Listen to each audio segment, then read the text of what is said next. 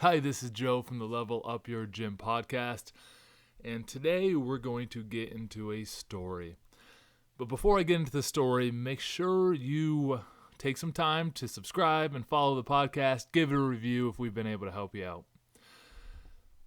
So, a few years ago, one of our gym members challenged me into some hiking. Now, I live in upstate New York, so the Adirondack Mountains are fairly close. They're about a 4 to 5.5 hour drive, depending where we're headed in the Adirondacks. He said that I was only a power lifter and I couldn't do endurance events like he did. And of course, we're just busting chops all in good fun. And so I accepted his challenge and we started knocking off these mountains. And over a year or two, he ends up getting to 44 of the mountains. And I'm sitting at 38 of the mountains.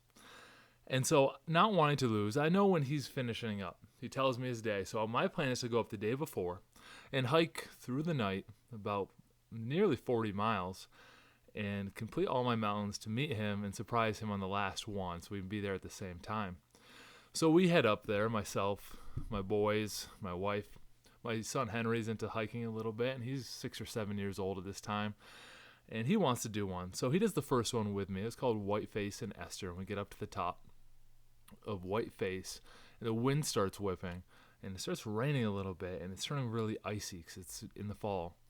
And so I got to throw Henry up on my shoulder, run up to the top, and there's this little observatory at the top, and then some stairs down to kind of this little place where people can drive up and look out themselves.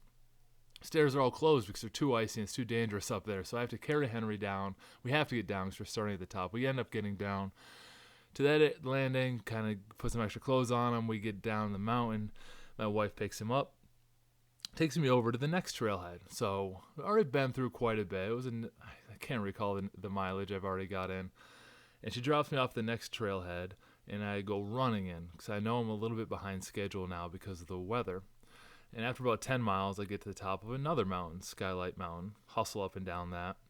It's getting really late at night. I get over towards the next mountain. I take a wrong turn, and I end up climbing up the backside of the wrong mountain. And as I'm working my way up the backside of this mountain, it's getting around 2 or 3 a.m. I'm about a marathon in, handful of mountains in, and the wheels are just coming off. But I keep climbing up this mountain, and all of a sudden, I wake up. I was so comfortable. I had fallen asleep, leaning against the mountain. It was about 45 degrees, so I'm going up some of the steeper parts. And I guess I had leaned in to grab a handhold and found some soft moss, and I woke up and I was just resting my head on the soft, slightly damp moss from the rain from earlier in the day. And I was wearing my earbuds, song changed, and it suddenly shocked me awake.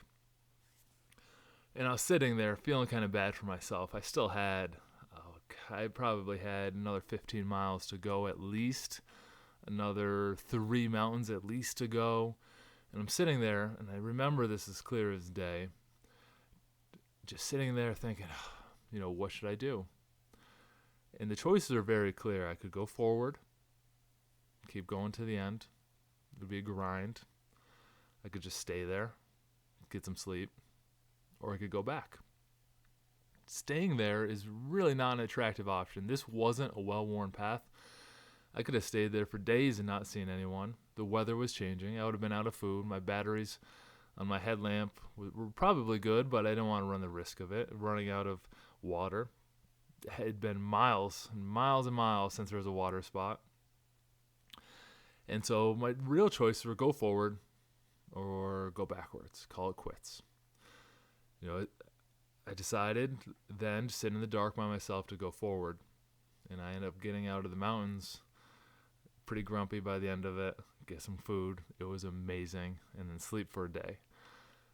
But the beauty was that decision time. And my lesson I learned that day is that choosing to do nothing has consequences.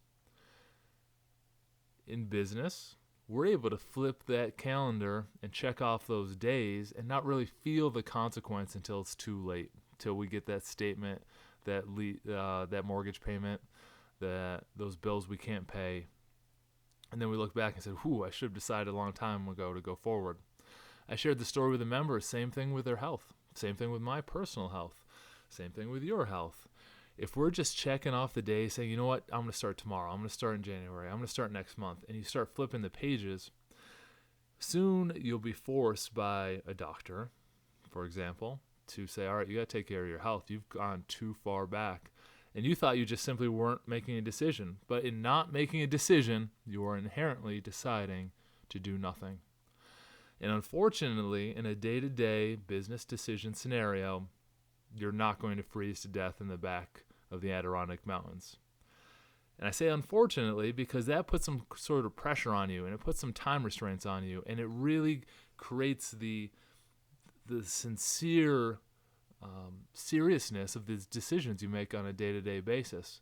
And there's so many of them we push to the back burner because we just don't want to deal with them. We're not sure of the answer. And so instead of deciding, we wait. And we wait.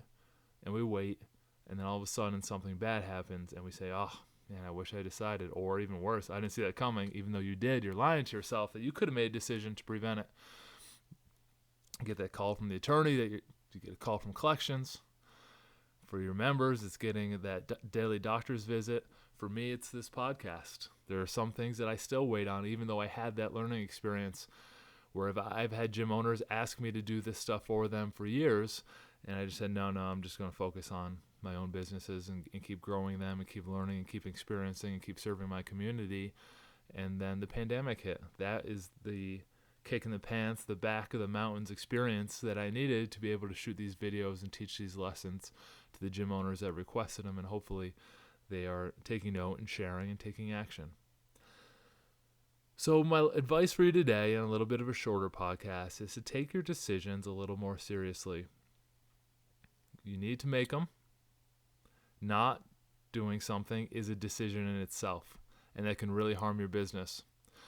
So what's that decision that's been on your mind that you have been putting off? Is it something simple like coming up with a new program for January, a new member challenge, new member interaction, telling those member stories, getting those testimonials? Is it something more serious like having a conversation with a staff member that you've been putting off because you don't want to have it and they need a little correction? Whatever that decision is, I encourage you this week, choose.